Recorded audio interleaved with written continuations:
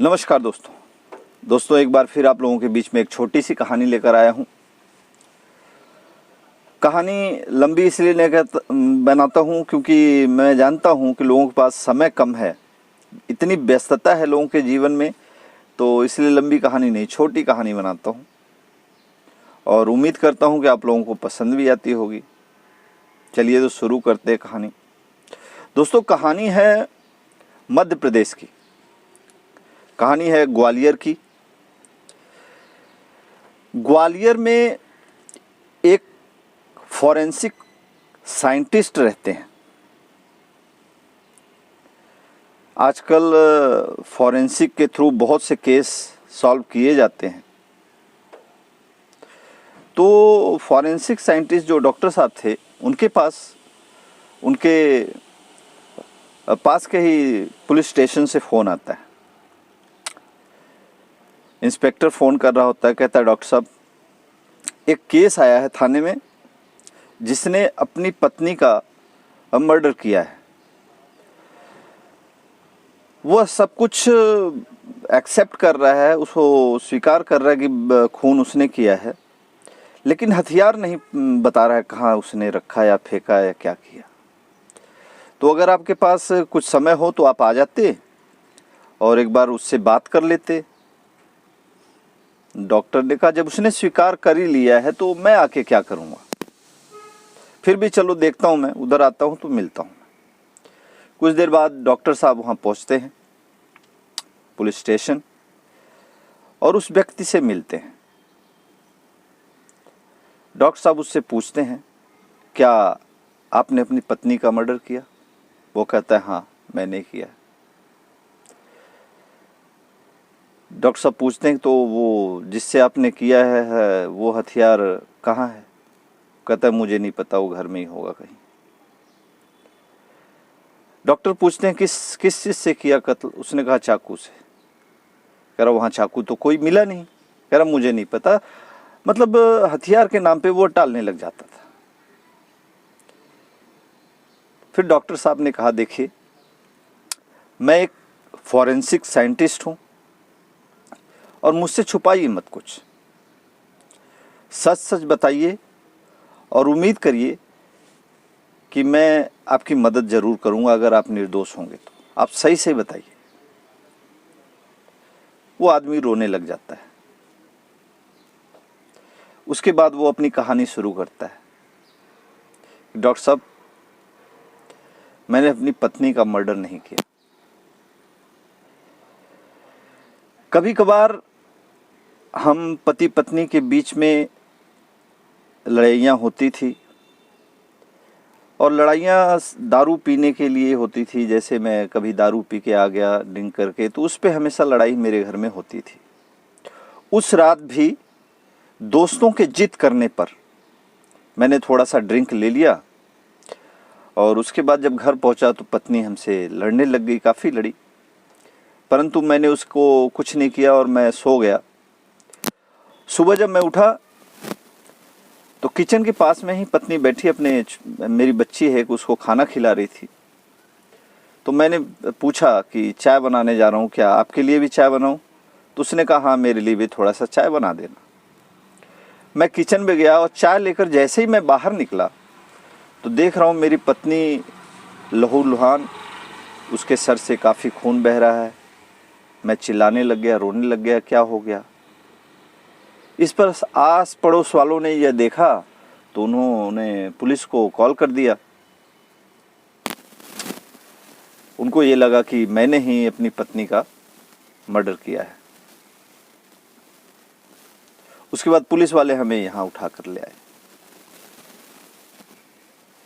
Doctor साहब ने कहा ठीक है, मैं आपकी ज़रूर मदद करूँगा। अगर आप निर्दोष हैं तो मैं आपको बचा लूँगा, यह विश्वास रखिए। यह कहकर डॉक्टर साहब वहाँ से निकलते हैं। इंस्पेक्टर से कहते हैं लाश कहाँ है? इंस्पेक्टर बोलता है लाश पोस्टमार्टम के लिए गया है। मालूम नहीं अभी पोस्टमार्टम हुआ है कि नहीं। डॉक्टर वहाँ से सीधा हॉस्पिटल जाते हैं, डॉक्टर से मिलते हैं तो वहाँ पता चलता है कि अभी पोस्टमार्टम नहीं हुआ।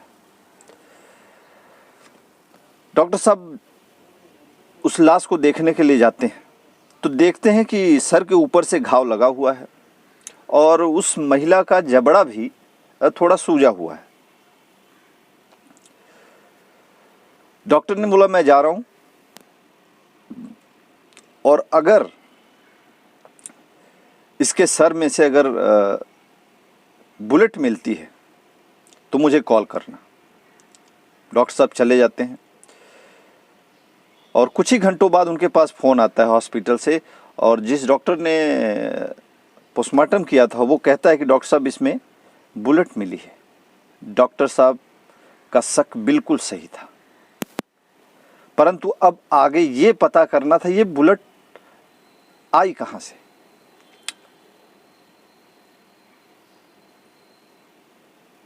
डॉक्टर साहब पुलिस को बताते हैं कि पता करो आस पड़ोस में किसने गोली चलाई, किसी ने गोली सुनने की आवाज़ सुनी। तो पुलिस इंक्वायरी करती है लेकिन उसको कुछ नहीं पता चलता। गोली चलने के आस पड़ोसियों ने किसी ने आवाज़ नहीं सुनी उस दिन। बहुत परेशान होते हैं डॉक्टर साहब और ख़ास करके पुलिस कि कोई क्लू नहीं मिल रहा, कहाँ से ये गोली आया, किसने चलाया। फिर डॉक्टर साहब कहते हैं कि पता करो कि तुम्हारे आसपास एरिया में किसी के पास गन है। पुलिस जांचना शुरू करती है तो पता चलता है कि उसी एरिया में एक इंसान है जिनके पास लाइसेंसी बंदूक है। तो उनको पकड़ा जाता है। तो उनसे पूछा जाता है आपने अभी पीछे मर्डर के दिन क्या आपने कोई फायर किया था? वो आदमी कहता हाँ मेरी बंदूक जो है वो सही होके आई, तो उसको चेक करने के लिए मैंने पार्क में फायर किया था। फॉरेंसिक डॉक्टर कहते हैं इन्हीं की बुलेट से उस औरत का मर्डर हुआ है। वह व्यक्ति हैरान हो जाता है। सोचिए कोई भी हैरान हो जाएगा कि अगर उस व्यक्ति ने बुलेट जो है हवा में आसमान में चलाई तो उस औरत का मर्डर कैसे हो गया जो कुछ दूर पे उसका घर है।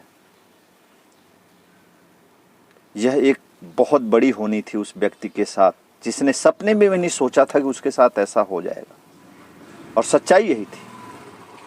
उसने हवा में बुलेट को चलाया और बुलेट कुछ ऊपर जाने के बाद वापसी उसी स्पीड से नीचे की तरफ आया।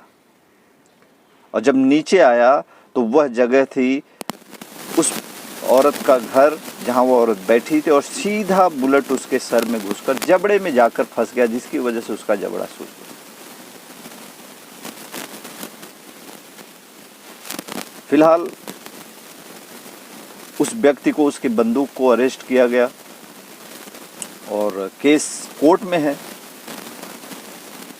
फिलहाल उस व्यक्ति ने जानबूझकर किसी का मर्डर नहीं किया, लेकिन उसकी बुलेट से मृत्यु तो हुई है। अब इस पे क्या फैसला आता है ये जज जाने और वह व्यक्ति जाने। इसीलिए दोस्तों कहते हैं कि आदमी को चाहिए कि वक्त से डर कर रहे, कब न जाने किस घड़ी वक्त का बदले मिजाज। उम्मीद करूंगा कहानी आप लोगों को पसंद आई होगी। और आम भाषा में आम व्यक्ति हूँ, आम शब्दों में ही कहानी बनाता हूँ और कोशिश करता हूँ कि आपको पसंद आए। थैंक यू, नमस्कार, बाय बाय।